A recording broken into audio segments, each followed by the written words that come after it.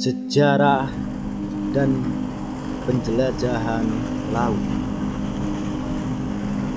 Manusia telah menjelajahi laut sejak zaman prasejarah dengan menggunakan rakit maupun perahu lesung, ataupun menggunakan kano dari kulit pohon ataupun perahu alang-alang. Sekitar tahun 3000 silam sebelum Masehi, bangsa Austronesia di Taiwan sudah mulai menyebar ke wilayah kepulauan di Asia Tenggara.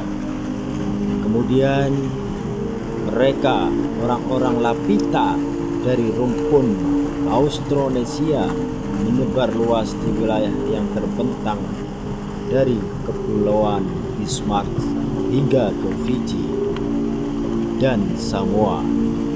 Keturunan mereka mengarungi lautan sejauh ribuan kilometer dari pulau yang satu ke pulau yang lain hanya dengan menggunakan sebuah kano. Dan dalam prosesnya mereka menemukan banyak pulau baru, termasuk Hawaii, Pulau Pascha, dan Selandia Baru.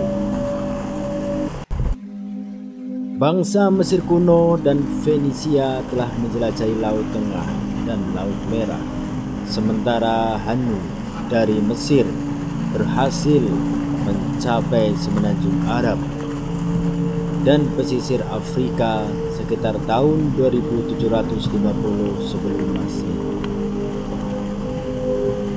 Bangsa Fenisia dan Yunani telah mendirikan koloni-koloni di pesisir Laut Tengah dan Laut Hitam. Sekitar tahun 500 sebelum Masehi, seorang navigator Kartago yang bernama Hanno menulis catatan perjalanannya yang menunjukkan bahwa ia paling tidak mencapai pesisir Senegal atau mungkin malah hingga sejauh gunung Kamerun. Pada abad pertengahan awal, bangsa Viking berhasil melintasi Samudra Atlantik Utara hingga mencapai ujung timur laut benua Amerika. Dari abad ke-13 atau bahkan sebelumnya, orang-orang Novgorod juga telah berlayar di Laut Putih. Sementara itu, laut beserta dengan pesisir Asia Timur dan Selatan dimanfaatkan oleh pedagang Arab dan Tionghoa. Dinasti Ming di Tiongkok bahkan memiliki armada yang terdiri dari 317 kapal dengan 37.000 awak yang dipimpin oleh Cheng Ho. Pada awal abad ke-15, armada tersebut menjelajahi wilayah pesisir Samudra Hindia dan Samudra Pasifik. Pada akhir abad ke-15, pelaut dari Eropa Barat mulai mencari jalur dagang yang baru. Bartolomeu Dias mengelilingi Tanjung Harapan pada tahun sekitar 1987 dan Vasco da Gama mencapai India lewat Tanjung tersebut pada tahun 1498 dan pula disusul oleh Christophorus Columbus berlayar dari Cadiz pada tahun 1992 dalam upaya untuk mencapai wilayah India di timur. Dengan cara berlayar ke barat, ia malah mendarat di sebuah pulau di Laut Karibia. Dan beberapa tahun kemudian, ada seorang navigator Venesia yang bernama Giovanni Caboto berhasil mencapai Newfoundland. Penjelajah dari Italia, Amerigo Vespucci, yang menjadi asal nama benua Amerika, menjelajahi pesisir dari Amerika Selatan dari tahun 1497 hingga 1502, dan ia juga menemukan mulut sungai Amazon pada tahun 1519. Kemudian disusul oleh seorang navigator Portugis yang bernama Fernando de Magalhães memimpin ekspedisi pertama yang bertujuan mengelilingi dunia. Terkait dengan sejarah alat navigasi, kompas pertama kali digunakan oleh orang dari Yunani dan orang dari Tionghoa kuno untuk menunjukkan orientasi utara dan mengetahui kemana kapal mengarah. Garis lintang akan ditentukan dengan menggunakan astrolabe, tongkat Chekhov atau sextant, sementara garis bujur hanya dapat dihitung dengan kronometer yang akurat untuk menunjukkan perbedaan waktu yang pasti antara kapal dengan titik yang telah ditentukan, seperti meridian Greenwich.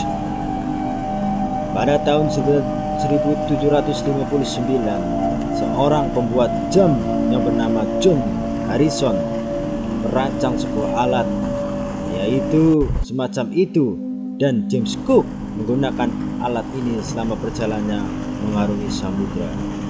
Kemudian dilanjutkan, kini sistem posisi global GPS menggunakan lebih dari 30 satelit untuk memungkinkan navigasi secara akurat di seluruh dunia. Terkait dengan peta yang juga sangat penting untuk navigasi pada abad kedua, Ptolemeus telah memetakan wilayah-wilayah dunia yang dikenal pada masa itu, dari Tanjung Verdi atau Kepulauan Kanari di barat hingga Teluk Thailand di timur. Peta ini digunakan pada tahun 1492 oleh Christopher Columbus.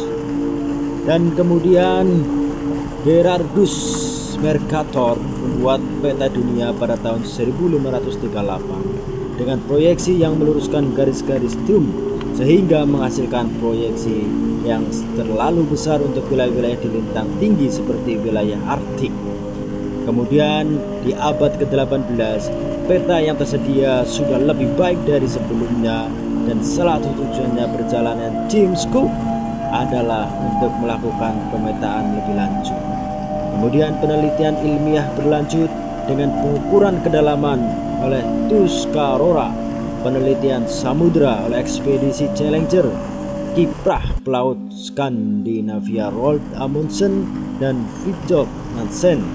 Kemudian ekspedisi Michael Sars, ekspedisi Atlantik Jerman pada tahun 1925. Survei Discovery di Antartika sekitar tahun 1932 dan seterusnya. Selain itu, kemudian pada tahun 1921 didirikan Organisasi Hidrografi Internasional yang merupakan badan yang kompeten dalam melakukan survei hidrografi dan pemetaan bahari. Semoga bermanfaat. Terima kasih. Jangan lupa like dan subscribe.